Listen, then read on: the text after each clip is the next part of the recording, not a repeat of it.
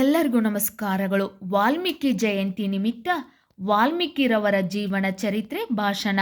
ಈ ಭಾಷಣ ಇಷ್ಟ ಆಗಿದ್ದಲ್ಲಿ ವಿಡಿಯೋಕ್ಕೆ ಒಂದು ಲೈಕ್ ಮಾಡಿ, ಶೇರ್ ಮಾಡಿ, ಸಬ್ಸ್ಕ್ರೈಬ್ ಮಾಡಿ. ವಾಲ್ಮೀಕಿಯರು ಒಬ್ಬ ಋಷಿ ಹಾಗೂ ಸಂಸ್ಕೃತ ಕವಿ, ರಾಮಾಯಣ ಮಹಾಕಾವ್ಯದ ಕರ್ತೃ. ವಾಲ್ಮೀಕಿಯವರನ್ನು ಆದಿಕವಿ ಎಂದು ಕರೆಯಲಾಗುತ್ತದೆ. ಕ್ರಿಶಪೂರ್ವ 500ರಲ್ಲಿ ಜನಿಸಿದರು. ಇವರ ಜನ್ಮನಾಮ ರತ್ನಾಕರ. ವಾಲ್ಮೀಕಿ ಋಷಿಯಾಗುವ ಮೊದಲು ರತ್ನಾಕರ ನಾರದನ ಉಪದೇಶದಿಂದ ರತ್ನಾಕರನಿಗೆ ಜ್ಞಾನೋದಯವಾಯಿತೆಂದು ಹೇಳಲಾಗುತ್ತದೆ. ವಾಲ್ಮೀಕಿಯವರನ್ನು ತ್ರಿಕಾಲದರ್ಶಿ, ಮಹರ್ಷಿ, ಗುರುದೇವ, ಡಕಾಯತ, ರತ್ನಾಕರ ಎಂದು ಖ್ಯಾತರಾಗಿದ್ದರು. ವಾಲ್ಮೀಕಿ ಮಹರ್ಷಿಗಳು ಪ್ರಚೇತಸ ಮುನಿಯ ಮಗ, ಹೀಗಾಗಿ ಅವರಿಗೆ ಪ್ರಾಚೇತಸ ಎಂಬ ಹೆಸರಿದೆ. ವಾಲ್ಮೀಕಿ ಜಯಂತಿ ದಿನವನ್ನು ಭಾರತಾದ್ಯಂತ ಸಂಭ್ರಮದಿಂದ ಆಚರಿಸಲಾಗುತ್ತದೆ. ಧಾರ್ಮಿಕ ಗ್ರಂಥಗಳ ಪ್ರಕಾರ ಕಠಿಣವಾದ ತಪಸ್ಸಿನ ಆಚರಣೆಗಳನ್ನು ಮಾಡಿದ ನಂತರ ವಾಲ್ಮೀಕಿ ಮಹರ್ಷಿ ಸ್ಥಾನವನ್ನು ಪಡೆದಿದ್ದಾರೆ.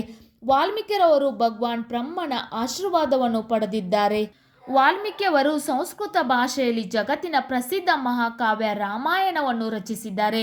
ಅವರು ರಚಿಸಿದ ರಾಮಾಯಣ ಮಹಾಕಾವ್ಯದಲ್ಲಿ 24,000 ಶ್ಲೋಕಗಳು ಹೊಂದಿವೆ.